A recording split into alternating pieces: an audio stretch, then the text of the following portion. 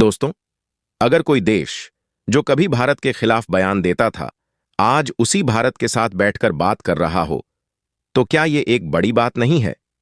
और अगर वो देश अफगानिस्तान हो और उसके विदेश मंत्री खुद भारत के दौरे पर आए हों, तो यकीन मानिए, दुनिया के बड़े बड़े देशों की नींद उड़ जाती है।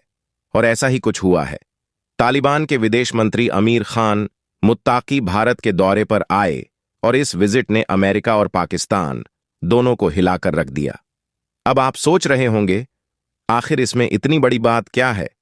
तो चलिए, असली मुद्दा क्या है समझते हैं इस वीडियो में। उससे पहले चैनल को सब्सक्राइब और वीडियो को लाइक कर दें, उससे हमारी काफी बड़ी मदद होती है। चलिए शुरू करते हैं, क्योंकि इसमें छिपा है दक्षिण एशिया की राजनीति का सबसे बड़ा गेम। दोस्तों, जब 2021 में अमेरिका ने अफगानिस्तान से अपनी सेनाएं वापस बुलाईं, तो तालिबान ने बहुत तेजी से पूरे अफगानिस्तान पर कब्जा कर लिया। काबुल में नई सरकार बनी, लेकिन कोई भी देश उस सरकार को आधिकारिक रूप से मान्यता देने को तैयार नहीं था। न अमेरिका, न भारत, न यूरोपीय देश। भारत की स्थिति और भी जटिल थी, क्योंकि पिछले 20 सालों में भारत ने अफगानिस्तान में करीब $3 बिलियन से ज्यादा का निवेश किया था। सड़कों, अस्पतालों, बांधों, संसद भवन तक भारत ने बनाया था। लेकिन तालिबान के आने के बाद ये सब दांव पर लग गया। शुरुआत में तालिबान को भारत पर भरोसा नहीं था और भारत को तालिबान पर। भारत को डर था कि अफगानिस्तान की जमीन फिर से आतंकी संगठनों, खासकर पाकिस्तान समर्थित गुटों के लिए ठिकाना न बन जाए। लेकिन वक्त बदला और तालिबान ने देख लिया कि पाकिस्तान हर बार उसके साथ ईमानदार नहीं है। जब तालिबान को दुनिया में मान्यता दिलाने की बात आई, तो पाकिस्तान खुद पीछे हट गया। तालिबान के नेताओं ने यह बात खुलेआम मानी भी कि पाकिस्तान अपने फायदे के लिए तालिबान का इस्तेमाल करता रहा, और तभी तालिबान का रुख धीरे धीरे भारत की ओर मुड़ने लगा। अब आते हैं ताजा घटनाक्रम पर। अमीर खान मुत्ताकी, तालिबान के विदेश मंत्री, भारत पहुंचे। यह कोई साधारण यात्रा नहीं थी, क्योंकि भारत ने अभी तक तालिबान सरकार को औपचारिक रूप से मान्यता नहीं दी है। फिर भी मुत्ताकी का भारत आना बताता है कि दोनों देशों के बीच बातचीत का नया अध्याय शुरू हो चुका है। मीडिया रिपोर्ट्स के मुताबिक मुत्ताकी ने भारत में कई अहम लोगों से मुलाकात की। बातचीत के दौरान उन्होंने कहा कि तालिबान अब वही पुराना नहीं है जो 1990 के दशक में था। हम भारत के साथ सकारात्मक रिश्ते चाहते हैं। और जब पत्रकारों ने उनसे पूछा कि क्या ये सब ट्रंप प्रशासन के दौर में भी मुमकिन था, तो उन्होंने कहा, ट्रंप मेरा बाप नहीं है कि मैं उसके आदेश पर चलूं। यानी साफ है, तालिबान अब अमेरिका के दबाव में नहीं, बल्कि अपनी नीति पर चल रहा है। अब सवाल उठता है, अमेरिका और पाकिस्तान इतने परेशान क्यों हैं?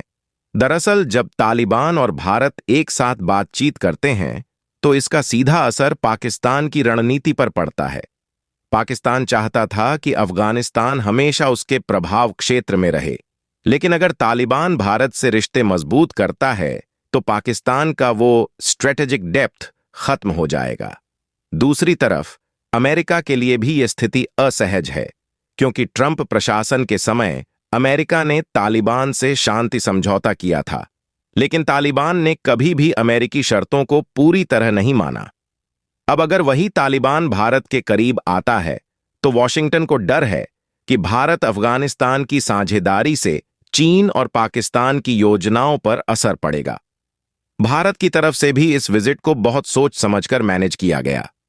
विदेश मंत्रालय ने कोई बड़ा बयान नहीं दिया, लेकिन सूत्रों के मुताबिक बातचीत में आर्थिक सहयोग, मानवीय सहायता और आतंकवाद पर नियंत्रण जैसे मुद्दों पर चर्चा हुई।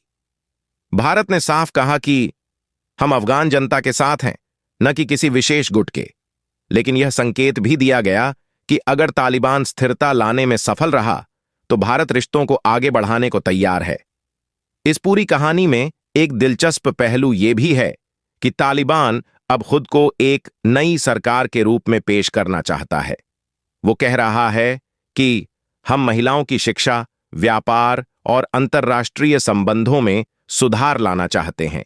हालांकि हकीकत में यह कितना सही है, ये कहना मुश्किल है, लेकिन इतना तय है कि तालिबान अब अपने पुराने रवैये से थोड़ा हट कर चलने की कोशिश कर रहा है। अब अगर आप पूछें कि भारत को इस सब से क्या फायदा है, तो जवाब है स्ट्रेटेजिक बैलेंस।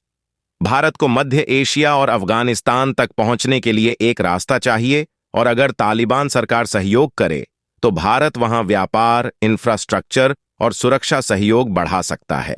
इसके अलावा भारत नहीं चाहता कि अफगानिस्तान पूरी तरह चीन या पाकिस्तान के कब्जे में चला जाए। इसलिए ये कदम भारत के लिए एक तरह का डिप्लोमेटिक चेस मूव है। दोस्तों, कुल मिलाकर देखें तो तालिबान का भारत की ओर झुकाव और मुत्ताकी का ये बयान ट्रंप मेरा बाप नहीं है, ये सिर्फ एक तंज नहीं था, बल्कि एक नीतिगत संदेश था। तालिबान अब खुद को अमेरिका के अधीन नहीं मानता और भारत के साथ बराबरी के रिश्ते चाहता है।